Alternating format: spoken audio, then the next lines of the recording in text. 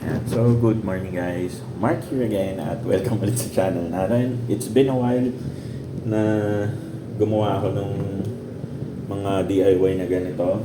So, today, papakita ko sa inyo kung paano ako naglubricate ng aking clutch cable sa aking motor. So, in this case, sa aking Kawasaki versus 1000.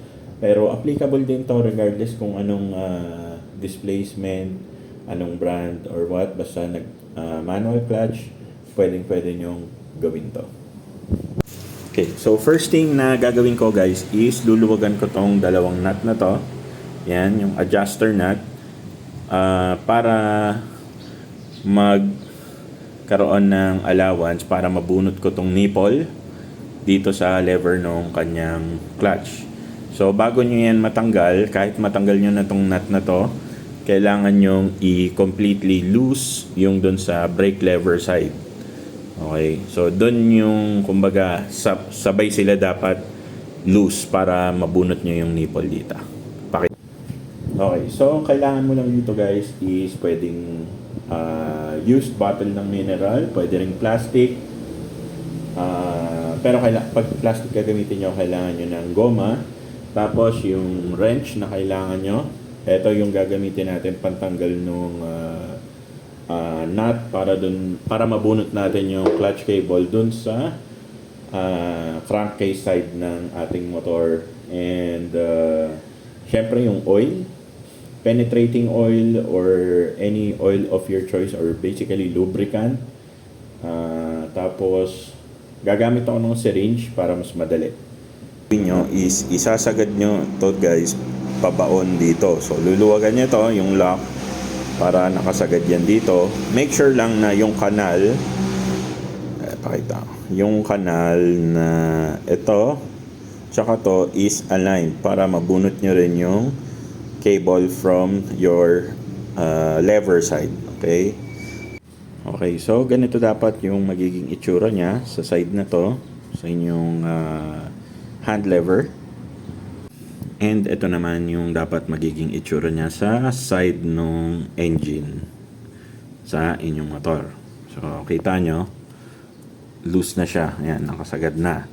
So, ayan. So, para alisin lang to guys, since maluwag na dun sa baba, hilahin nyo lang to.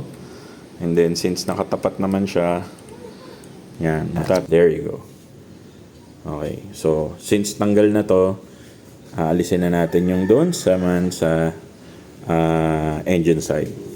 Ayan, so natanggal na natin. Ito na yung nipple. Alisin nyo lang tong nut na to. Ayan. And then tulak nyo tong mismong yan, yung housing ng cable para mabunot completely. There you go. So ayan. Ayan, so ganyan lang yung purpose niya para hindi siya messy and also para makita nyo yung quality ng oil kung malinis na ba or marumi pa. Ayan, so ito yung gagamitin kong oil. Ayan, syringe. Bale, ang gagawin ko is ipapasok ko siya dito sa gap in between and then hihilahin ko lang siya taas baba na motion hanggang makatawid yung oil dun sa kabilang dulo. Papakita ko sa inyo. Yan. So, parang ganyan yung magiging itsura niya. So, push lang kayo ng konting oil and then laro-laruin nyo itong nipple and yung cable para ma-lubricate at malinis yung inyong cable through and through mula sa side na to hanggang kabila. Ayan. So, kung nakikita nyo, medyo may oil na dyan kasi nag-start na ako mag-pump ng oil. Ginagawa to guys as part of yung basic maintenance and also para maiwasan din yung maputol ng maaga ang inyong mga clutch cable. Ginagawa to guys ng madalas, especially kung nagra-ride kayo ng rainy season. Okay? Medyo may lumalabas ng oil sa kabilang side ng ating cable. Pero makikita nyo rin medyo madumi pa siya. So gagawin nyo lang is kung satisfied na kayo or clear na yung lumalabas ng oil sa side na to, ibig sabihin, okay na yon. Ayan, so, actually, tapos na ako.